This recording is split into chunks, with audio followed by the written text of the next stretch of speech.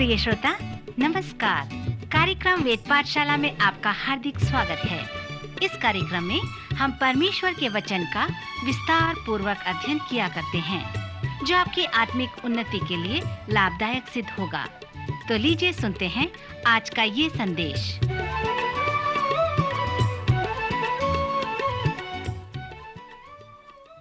प्रिय श्रोता मित्र, वेद पाठशाला की अगली कक्षा में आपका स्वागत है। यदि आप पहली बार इस कक्षा में भाग ले रहे हैं तो आपको ये जानने की आवश्यकता है कि यह संपूर्ण पवित्र शास्त्र के सर्वेक्षण का एक भाग है, जिसमें हमने 66 पुस्तकों में से 65 पुस्तकों का सर्वेक्षण कर लिए हैं और इन दिनों में हम अंतिम पुस्तक में हैं, जो बहुत ही कठिन पुस्तक है और उसका नाम प्रभु यीशु मसीह का प्रकाशित वाक्य है। जब प्रेरित यूहन्ना पतमुस टापू में था, तब यीशु मसीह के प्रकाशित वाक्य का प्रकाशन उस पर हुआ और यह यूहन्ना को स्वर्गदूत के द्वारा प्रकाशन मिला, जो संकेत या चिन्ह के द्वारा उसे मिला। यह प्रकाशन यीशु मसीह का वो संदेश है जो परमेश्वर के लोगों को चिन्हित भाषा द्वारा दिया गया है। यह परमेश्वर के लोगों के लिए सांकेतिक संदेश है, जिसे वे लोग तभी समझ सकते हैं जब उनके पास उसकी कुंजी हो, जो उस संदेश के सांकेतिक बात को तोड़ सके। मैंने कुछ कुंजियों के विषय में आपको बताया था, और जैसे हम इस प्रकाशित वाक्य की पुस्तक का सर्वेक्षण करते हैं, तो मैं कुछ और कुंजियों को बताना चाहता हूँ और इस प्रकार इस पुस्तक का परिचय देना चाहता हूँ। आगे चलकर हम पवित्र शास्त्र के पुस्तकों पर विश्लेषणात्मक बातों का अध्ययन करेंगे। जैसे मैंने इस विषय के परिचय में बताया था, यह इस प्रकार का अध्ययन है जो अलग अलग या असमान भागों को एक योग में लाता है, जिसका हम रूपरेखा देखते हैं। सो यह अध्ययन एक परिचय, रूपरेखा व सर्वेक्षण है जो बताता है कि कैसे प्रकाशित वाक्य अन्य 65 पुस्तकों के साथ फिट बैठता है और कैसे वे 65 पुस्तकें प्रकाशित वाक्य के साथ फिट बैठते हैं। पिछले चरण में मैंने आपसे कहा था कि पवित्र शास्त्र का प्रारंभ प्रकाशन से हुआ है। पवित्र शास्त्र का प्रारंभ इस सच्चाई के प्रकाशन को देते हुए हुआ है, जिसका हम परमेश्वर के प्रकाशन के बिना वर्णन नहीं कर सकते। फिर से मसीह के प्रकाशित वाक्य के विषय में बता दूं कि पर्दे के पीछे एक सच्चाई है, जिसे परमेश्वर यदि नहीं दिखाता या उस पर्दे को नहीं हटाता तो आप हजारों वर्ष से भी नहीं जानते। सच्चाई का पहला क्षेत्र जिसे पवित्र शास्त्र प्रकाशन देता है, वो सृष्टि या आदि का क्षेत्र है। ये सब का प्रारंभ कैसे हुआ, फिर पवित्र शास्त्र का समापन उस पर्दे को खींचने के बाद होता है, क्योंकि दूसरे क्षेत्र की सच्चाई जिसका हम बिना परमेश्वर के प्रकाशन के कभी भी वर्णन नहीं कर सकते, वो भविष्य है। कैसे इन सब बातों का अंत होगा, इस संसार में क्या होने वाला है। सो बिना परमेश्वर की ओर से प्रकाशन पाए हम इस प्रश्न का उत्तर नहीं जान सकते। पवित्र शास्त्र के अंतिम पुस्तक में एक मुहावरा है जो अनेक बार आया है, अर्थात मैं ही अल्फा और ओमेगा हूँ। यह इस प्रकार है कि मैं ए और जेड हूँ।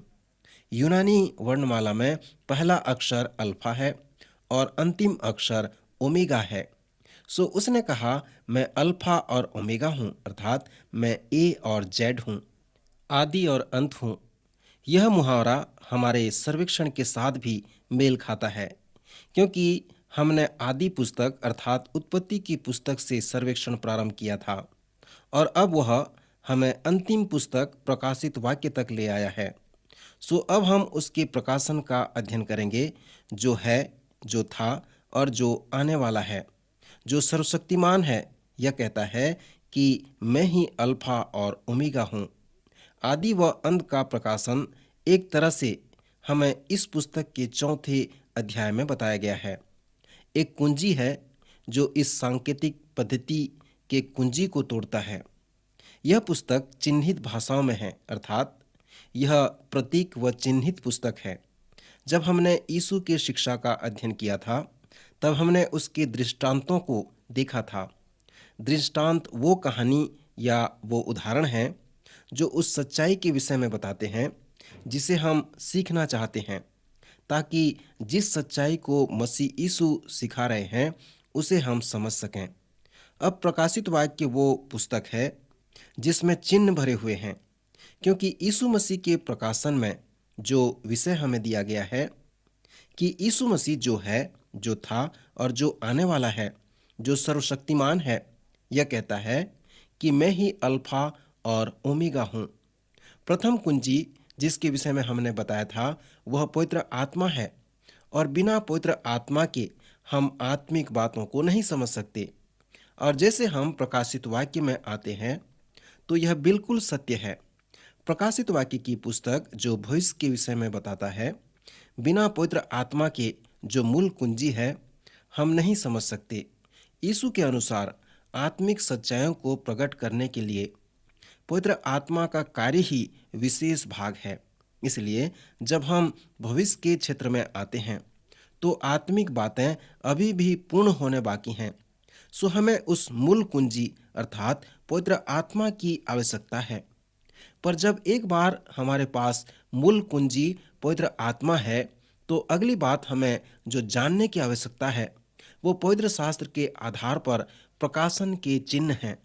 पवित्र शास्त्र के उन चिन्हों को समझने के लिए हमें देखना है कि वे वचन में कहाँ से हैं। सो जब आप उन्हें प्राप्त करते हैं तो ये समझना है कि सर्वप्रथम वे किस स्थान में पाए गए, तभी आप उन्हें समझकर प्रकाशित वाक्य की ओर फिर आ सकते हैं। और उस उदाहरण को ध्यान में रखते हुए जो इस पुस्तक का मूल विषय है कि मैं ही आदि और अंत हूँ। जंगल के मिलाप वाले तंबू और सुलेमान के मंदिर में महायाजक कवच पहनते थे, जिनमें सोने के अलग अलग खंड होते थे, जो इसराइल के प्रत्येक 12 गोत्रों को प्रस्तुत करता है। सो चौथे अध्याय को हम देखते हैं तो जब स्वर्ग में एक द्वार खुला हुआ है और वहां सिंहासन में कोई बैठा है, और जो बैठा है वह यशब और मानिक सा दिखाई पड़ता है, और उस सिंहासन के चारों ओर मरकत सा एक मेघधनुष दिखाई पड़ता है। सोने के वे बहुमूल्य मानिक इसराइल के 12 गोत्रों को प्रस्तुत करते हैं। प्रथम मणि रूबेन के गोत्र को दर्शाता है। रूबेन जो था वह 12 गोत्रों में प्रथम था, और उसके नाम का अर्थ है देखो मेरा पुत्र। और 12 गोत्रों में जो अंतिम था वह बिन्यामीन था, और बिन्यामीन का अर्थ है मेरे दाहिने हाथ का पुत्र। फिर मरकत का मणि यहूदा के गोत्र के लिए, और यहूदा का अर्थ है स्तुति। सो इस चिन्हित भाषा में जब स्वर्ग का द्वार खुला तो यहूदियों के लिए जो संदेश है देखो मेरा पुत्र, मेरा दाहिना हाथ, उसकी स्तुति करो।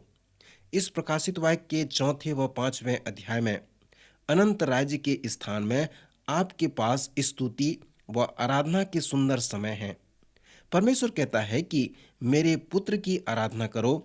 वह वध किया हुआ मेमना ही सामर्थ और धन और ज्ञान और शक्ति और आदर और महिमा और धन्यवाद के योग्य है। वह क्या था, क्या है और जो आने वाला है, उसकी आराधना करो। सो इससे मेरा मतलब यह है कि प्रकाशित वाक्य के जो चिन्ह हैं वे पवित्र शास्त्र पे आधारित हैं। आप उन्हें जानें कि वे पवित्र शास्त्र में कहाँ पाए जाते हैं। निर्गमन उसके 28वें अध्याय में जाएं, और जिन याजकों ने उस कवच को पहना था उसके विषय में पढ़ें, तभी आप उन्हें इस प्रकाशित वाक्य में समझ सकते हैं। वो मानिक भी पवित्र शास्त्र के वचन पे आधारित हैं। क्योंकि ये सभी चिन्ह पवित्र शास्त्र पे हैं, तो आप कह सकते हैं कि क्यों उन लोग जिन्होंने पवित्र शास्त्र के पुस्तकों को व्यवस्थित किया है, प्रकाशित वाक्य की पुस्तक को अंत में रखा, क्योंकि इसीलिए कि शायद नए विश्वासी इसे प्रारंभ में पढ़कर नहीं समझ पाते। और भी कुछ अन्य चिन्ह हैं जिन्हें मैं महत्वपूर्ण कुंजी के जैसे उपयोग करना चाहता हूँ। उदाहरण के लिए प्रकाशित वाक्य उसका पहला अध्याय 4 पद, चौथा अध्याय 5वां पद और 5वां अध्याय 6वें पद में परमेश्वर के 7 आत्माओं के विषय में बताया गया है। यूहन्ना की ओर से आसिया की 7 कलीसिया के नाम, उसकी ओर से जो है और जो था और जो आने वाला है, और उन 7 आत्माओं की ओर से जो उसके सिंहासन के सामने हैं, और उस सिंहासन में से बिजलियां अर्थात गर्जन निकलते हैं, और सिंहासन के सामने आग के 7 दीपक जल रहे हैं। ये परमेश्वर की 7 आत्माएं हैं। और मैंने उस सिंहासन और चारों प्राणियों और उन प्राचीनों के बीच में मानो एक वध किया हुआ मेमना खड़ा देखा। उसके 7 सींग और 7 आंखें थीं।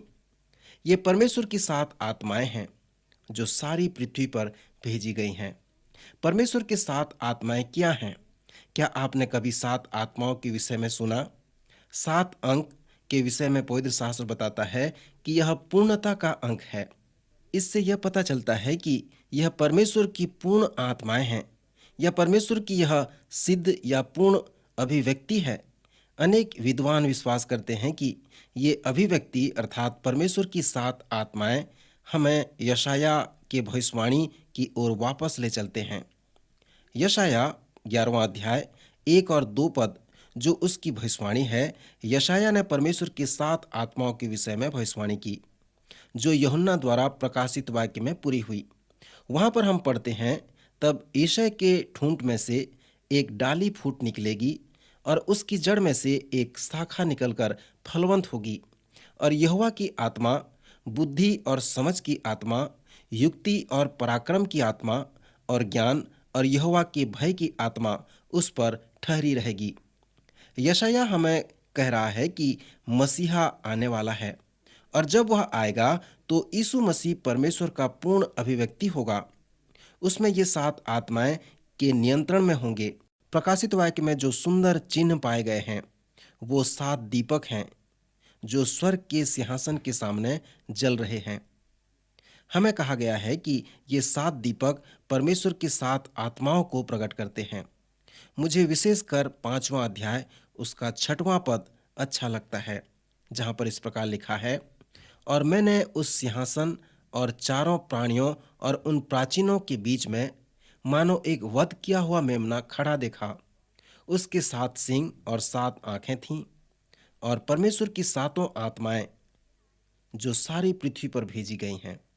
इस वचन में विद्वान विश्वास करते हैं कि घोड़े सामर्थ को प्रस्तुत करते हैं और आंखें बुद्धि को प्रस्तुत करते हैं।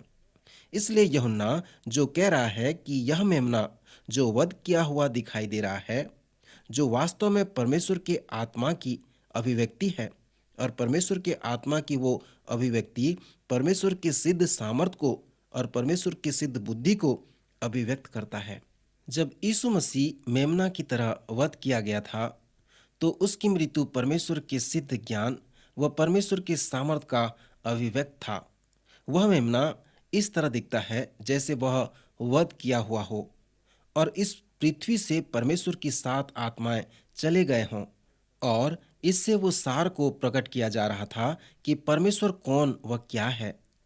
इसलिए जब यीशु मसीह क्रूस पर मारा गया तो वह पूर्ण रूपेण परमेश्वर की आत्मा था, क्योंकि जब इस पृथ्वी में यीशु जीवन बिताया था तो कहा था कि सत्य और जीवन मैं ही हूँ। वह परमेश्वर के सार का सिद्ध अभिव्यक्त था, क्योंकि उसने परमेश्वर की 7 आत्माओं को पूर्ण रूप से प्रकट किया था। जब हमारा पिछला चरण समाप्त हुआ था तब हम यशाया के भविष्यवाणी पर ध्यान कर रहे थे, जिसे यूहन्ना ने प्रकाशित वाक्य में उस 7 आत्माओं के विषय में बताया है। फिर से एक बार परमेश्वर के 7 आत्माओं पर यशाया के भविष्यवाणी को सुने जो यीशु मसीह के जीवन में पूरा हुए, और यूहन्ना के प्रकाशित वाक्य में सुंदर पवित्र वचन के चिन्ह हैं। तब यिशै के ठूंठ में से एक डाली फूट निकलेगी और उसकी जड़ में से एक शाखा निकलकर फलवंत होगी, और यहोवा की आत्मा, बुद्धि और समझ की आत्मा, युक्ति और पराक्रम की आत्मा और ज्ञान व यहोवा के भय की आत्मा उस पर ठहरे रहेगी। ये इन आत्माओं के विषय में यशाया ने भविष्यवाणी की है। यीशु मसीह की सेवकाई में यहोवा की आत्मा बहुत महत्वपूर्ण था।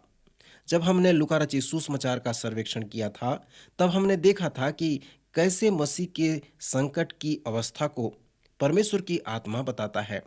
आत्मा यीशु को जंगल में ले गया ताकि उसकी परीक्षा हो, सो इस आत्मा की सामर्थ में आ गया और कहा, प्रभु का आत्मा मुझ पर है, इसलिए कि उसने कंगालों को सुसमाचार सुनाने के लिए मेरा अभिषेक किया है।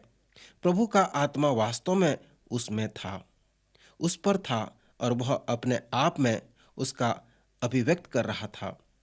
यीशु के पास ज्ञान की आत्मा थी, अर्थात उसके पास परमेश्वर के वचन का सिद्ध ज्ञान था। जब यीशु की परीक्षा जंगल में शैतान से हुई, तब उसने परमेश्वर के वचन के सिद्ध ज्ञान से उसे उत्तर दिया। वह आत्मा के ज्ञान से उत्तर दिया। उसके पास समझ की आत्मा भी थी। उसने बीज बोने वाले के दृष्टांत में सिखाया है कि परमेश्वर के वचन में महान सामर्थ है, परंतु जब तक आप उसे नहीं समझते, तब तक वह आपके लिए सामर्थी नहीं होगा, और जब आप इसे नहीं समझेंगे, तब तक यह आपके हृदय को नहीं बेधेगा। सो समझ की आत्मा बहुत ही महत्वपूर्ण है, और यीशु के पास यह आत्मा था। बुद्धि का प्रयोग ही ज्ञान है। ज्ञान को समझने के द्वारा ही नहीं, परंतु उस ज्ञान को उपयोग करने के द्वारा है। यीशु के पास बुद्धि की आत्मा थी, क्योंकि उसने परमेश्वर के वचन के अनुसार सिद्ध जीवन व्यतीत किया था। उसने जो कुछ भी सिखाया, वैसा जीवन भी व्यतीत करके दिखाया। उसके पास ज्ञान व समझ की आत्मा थी, और जो कुछ वह जानता था, उसने उसे लागू किया, जो बुद्धि की आत्मा को प्रमाणित करता है। और फिर यहाँ पर युक्ति या परामर्श के विषय में बताया गया है। जैसे यीशु ने परमेश्वर के वचन को लोगों से बताया और उसे लोगों के जीवन में लागू किया, तो उसने उस सच्चाई को प्रमाणित किया कि उसके पास युक्ति की आत्मा थी, इसलिए उसके पास अनेक वार्तालाप थे। उसे वह आज परामर्श कहता है। उन दिनों में वह एक स्त्री से कुएं के पास समय बिताया, उसने उसका परामर्श किया। या एक पूर्ण दिन यरीहो में जक्कई के घर में समय बिताया। सो जैसे उसने उन्हें परमेश्वर का वचन बताया, तो उस समय उनका उसने परामर्श भी किया। परमेश्वर का वचन लोगों को एक तरह से ज्ञान, समझ और उसके प्रयोग द्वारा युक्ति या परामर्श, फिर उसके बाद एक महान पराक्रम है। इसलिए पराक्रम की आत्मा यीशु के द्वारा अभिव्यक्त किया गया। फिर वहां आराधना की आत्मा, निश्चय यीशु आराधना करने वाला था। उसने आत्मा के आराधना को प्रमाणित किया। नए नियम में सुसमाचार को देखें और उस पद पर ध्यान करें जहां पर यीशु ने आत्मा व सच्चाई के विषय में आराधना करने को कहा है। यीशु ने अपने जीवन का आधा समय आराधना करने में बिताया था और आधा समय परमेश्वर के कार्य को करने में बिताया। आज जो अभिव्यक्ति है, वह 30 वर्ष पहले से अधिक उपयोगी है। यह अभिव्यक्ति आत्मा से परिपूर्णता का है। हम आत्मा से परिपूर्ण हुए व्यक्ति पर जोर देते हैं और अन्य विश्वासियों पर नहीं। प्रायः लोग मुझसे प्रश्न पूछते हैं कि क्या आप आत्मा से परिपूर्ण हैं? मेरा उत्तर रहता है, हमेशा नहीं। पर क्या आप ऐसा रहते हैं? कोई भी हमेशा आत्मा से परिपूर्ण नहीं होता, पर यीशु 100% हमेशा आत्मा से परिपूर्ण होते थे। पर हम हमेशा आत्मा से परिपूर्ण नहीं होते। हमें ऐसा होना चाहिए, क्योंकि इसके लिए हमें आदेश दिया गया है और हम ऐसा हो सकते हैं। पर मैं नहीं सोचता कि हम में से कोई हमेशा आत्मा में परिपूर्ण हो या आत्मा के नियंत्रण में हो। आज अनेक लोग का विचार है कि परिपूर्ण होने के विषय में गलत है। यदि आपके पास आत्मा से परिपूर्ण कलीसिया, विश्वासी, प्रचारक या पास्टर है, तो उन्हें कैसे होने चाहिए, कैसे उसे प्रमाणित करना चाहिए? उस प्रश्न का हमारे पास अनेक उत्तर हैं। अनेक लोग कहेंगे कि वह प्रमाण, चिन्ह या वरदान है। वे उस प्रकार अपने जीवन को प्रदर्शित करेंगे। मैं विश्वास नहीं करता कि पवित्र शास्त्र इस प्रश्न का उत्तर इस प्रकार दे सकता है। प्रकाशित वाक्य और यशाया में जो वचन परमेश्वर के साथ आत्माओं के विषय में है, वो हमें कुछ इस प्रकार से बताते हैं कि तुम्हें आत्मा से परिपूर्ण होने से भयभीत होना नहीं चाहिए, क्योंकि जब तुम आत्मा से परिपूर्ण होगे, तब तुम यीशु मसीह के जैसे होगे। और कौन नहीं चाहता कि वह यीशु के जैसा न हो? यीशु मसीह हमेशा आत्मा से परिपूर्ण रहते थे। सो क्या इसका मतलब यह है कि वे अन्य अन्य भाषा बोलते थे और उनके पास भिन्न भिन्न चिन्ह व चमत्कार थे? पवित्र शास्त्र यीशु के आत्मा से परिपूर्ण होने के विषय में क्या कहता है? पवित्र शास्त्र कहता है कि यीशु के पास यहोवा का आत्मा था और उसके साथ उसका संबंध नियमित बना रहता था। उसके पास ज्ञान, बुद्धि व समझ की आत्मा थी, युक्ति या परामर्श की आत्मा थी और फिर आराधना करने की आत्मा थी। सो परमेश्वर के सात आत्माओं के विषय में जो हम पढ़ते हैं वे सब मसीह यीशु में मौजूद थे। परमेश्वर की ये सात आत्माओं का विषय पवित्र शास्त्र से बहुत ही अच्छे चिन्ह हैं। चौथा अध्याय उसका पहला पद में हम पढ़ते हैं, जहां पर यूहन्ना को बुलाया जाता है कि यहाँ पर आ जा और मैं वे बातें तुझे दिखाऊंगा जिनका इन बातों के बाद पूरा होना अवश्य है। इसको यूहन्ना ने पहले तुरही के शब्द के से अपने साथ बातें करते हुए सुनता है। यह पवित्र शास्त्र के आधार पर चिन्ह है। यीशु मसीह के दूसरे आगमन के संबंध में प्रथम घटना क्या होगी आपके विषय में मुझे नहीं मालूम, परंतु जिस तरह क्रमानुसार मैंने रखा है, पहले तुरही फूंकी जाएगी और इस घटना का प्रारंभ यीशु मसीह का दूसरा आगमन होगा और विश्वासी बादलों में उठा लिए जाएंगे। फिर सिंहासन के सामने यूहन्ना कांच का सा समुद्र देखता है। यह पवित्र शास्त्र के वचन के सुंदर चिन्ह हैं। मिलाप वाले तंबू व सुलेमान के मंदिर में हमेशा हाथ धोने वाले पात्र होते थे कि पहले वे परमेश्वर के पास जाएं, वे शुद्ध हो जाएं। जब याजक पवित्र स्थान में जाता था और पापी लोग बाहर खड़े रहते थे, तो वह प्रथम पीतल के बने हुए वेदी के पास जाता था, जहां पर वह पापी के पाप के लिए बलिदान चढ़ाता था। जब वह परमेश्वर को अर्पित हो जाता था, तो वह धोने वाले पात्र के पास जाता था, जो एक बड़ा पात्र के समान दिखता था, जहां पर वह अपने आप को पवित्र करता था। उस पात्र का जो संदेश था कि इसके पहले तुम आराधना में आओ, शुद्ध हो जाओ, जिससे तुम परमेश्वर की उपस्थिति में जा सको। यहाँ पर प्रकाशित वाक्य में ध्यान करें कि समुद्र उस बिल्लौर कांच के समान है। इब्रानियों की पुस्तक में हमें कहा गया है कि पानी शुद्धता को दर्शाता है। इसके पहले कि हम परमेश्वर के पास जाएं, हमें शुद्ध होने की आवश्यकता है। यीशु ने पतरस से यूहन्ना 13 में कहा, यदि नए जन्म के द्वारा तेरा स्नान हो गया है, तो तुम जब पाप करते हो तो तुम्हें बार बार नए जन्म होने की आवश्यकता नहीं है।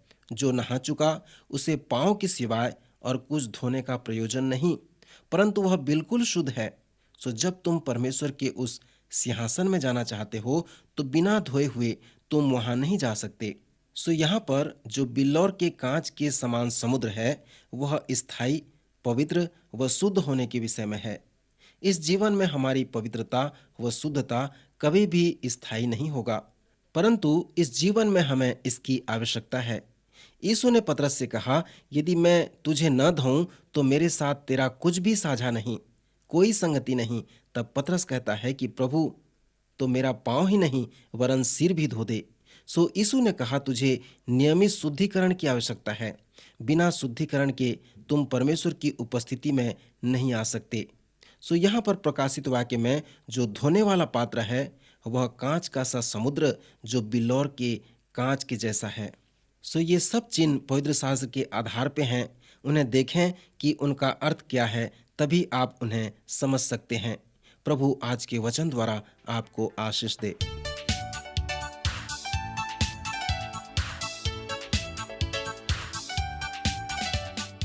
आज का कार्यक्रम सुनने के लिए हम आपको धन्यवाद देते हैं। श्रोताओ, आत्मिक विषय से संबंधित कोई सवाल आपके मन में है, तो आप अपने सवालों का जवाब इस पते पर प्राप्त कर सकते हैं।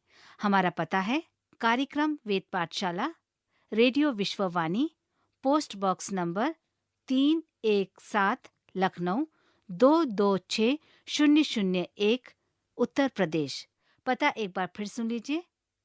कार्यक्रम Ved Pathshala, radio Vishwavani, post box number 317, Lucknow 226001, Uttar Pradesh. और हाँ श्रोता, आप हमसे ईमेल के द्वारा भी संपर्क कर सकते हैं।